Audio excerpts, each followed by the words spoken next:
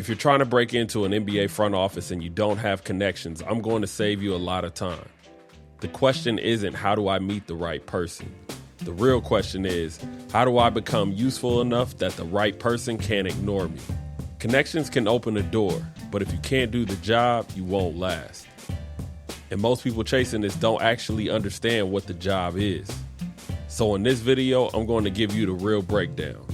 What the job actually is, how to prepare if you're starting from zero, and the fastest ways to make yourself hireable. No fluff, no fantasies, just reality. What's up, y'all? I'm Anthony Goods, former NBA scout. We're doing this video because I get this question all the time. How do I break into the NBA if I don't have connections or NBA experience? So let's get into it. First, you have to understand what you're actually applying for. Most people think scouting is watching games and having opinions. That's the smallest part. The job is organizing information, ranking players, comparing players, and communicating clearly. A GM might hit you with something like, give me your top 5 two-way candidates by Friday. Or who are 5 international prospects that are trending up and trending down. Or you might have to rank a group of players before a call. Whatever the case is, if you're not organized, you're dead. So if you want to break in, you have to start thinking like an employee and not a fan. You're not paid for takes, you're paid for clarity.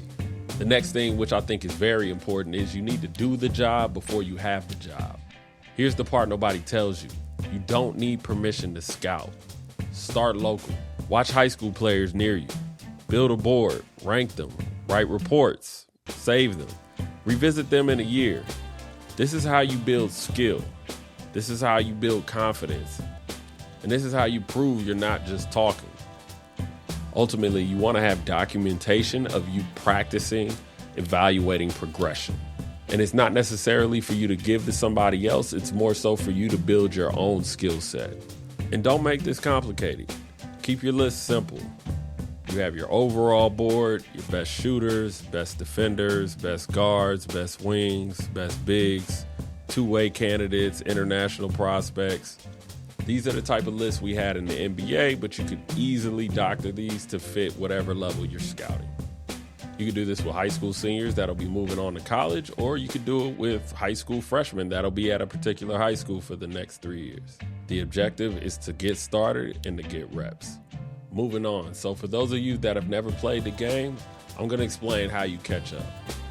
Before I break this down, if you want the deeper version in writing, I put together a short guide called Breaking In Without a Jersey. It's a step-by-step reality check that you can keep and come back to as you build. The link's in the description, but let's get back to how you catch up. I want to speak to a specific person, the fan, the person that loves the NBA but never played. You can still do this, but you can't skip learning the game. So your shortcut is proximity. Get in front of coaches, high school coaches, college assistants, skills trainers, anybody you have access to. Buy them coffee, take them to lunch, and listen. Ask questions like, what actually helps players improve their shooting? What separates a good defender from an average one? What mistakes do young players repeat every year or even every couple practices? Or even questions like, how does this generation of players differ from the previous generation? Coaches spend more time with players than anyone. They see habits, they see what translates, they see what breaks under pressure. Those conversations teach you how the game is taught, not just how it looks on TV. And that changes how you evaluate. Another thing people don't realize about the NBA is there are different doors into the same building. A lot of people think the only way in is by being a former player. That's not true. Front offices hire for advantage. If you have a numbers background, that's leverage. Analytics is part of the league now, and it's only getting bigger. As NBA front offices get younger, I can see the league getting more and more data-driven. If you have a law background, that's leverage. Understanding the CBA and team building rules matters. Contract, cap, and trade scenarios are everything to a front office. So this is where you can provide value. Let me kill a misconception right quick. A lot of people don't even try to break in because they think the front office is full of basketball masterminds.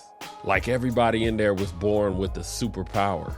That's not what it is. A lot of people in those buildings or in those rooms had regular paths. Some started as fans, some came from corporate, some came from numbers, some came from video, some played and some didn't.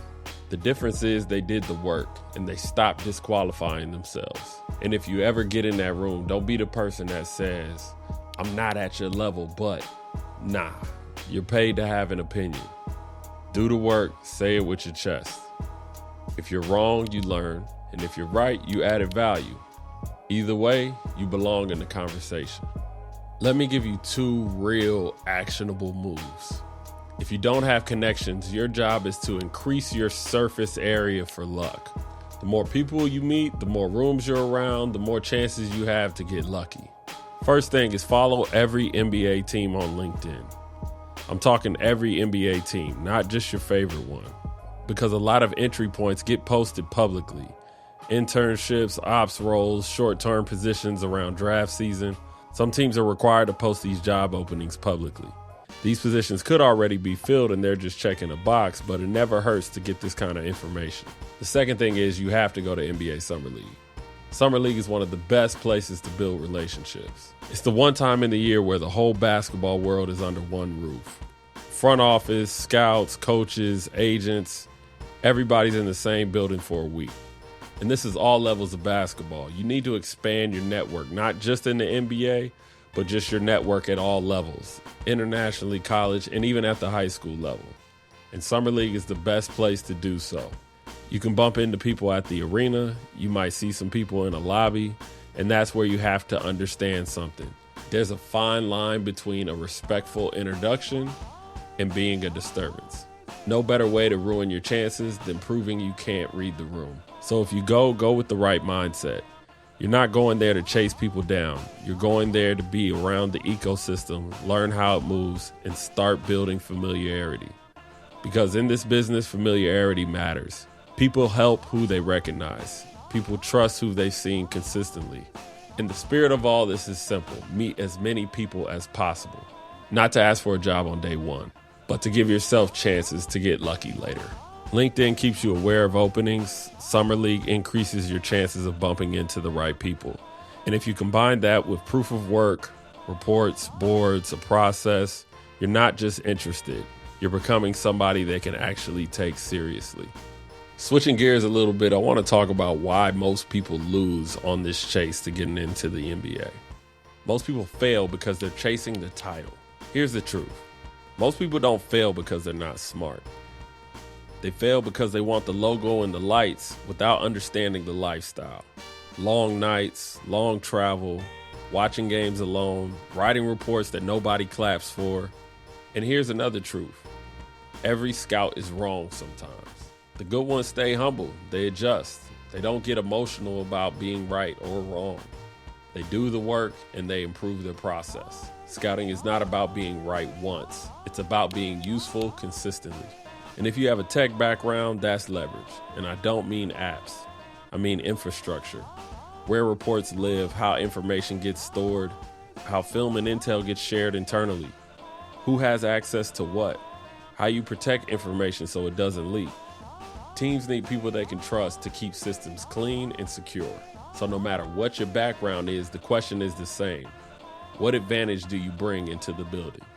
And can you show proof of work? You don't need the same resume as everyone else. You need a real edge and proof. Here's the simple plan. If you're trying to break into the NBA without connections, here's what I do. 1, learn the game. 2, build your own board and write your own reports. 3, stack a second skill that adds value. CBA, tech, communication, numbers. 4, be organized and discreet.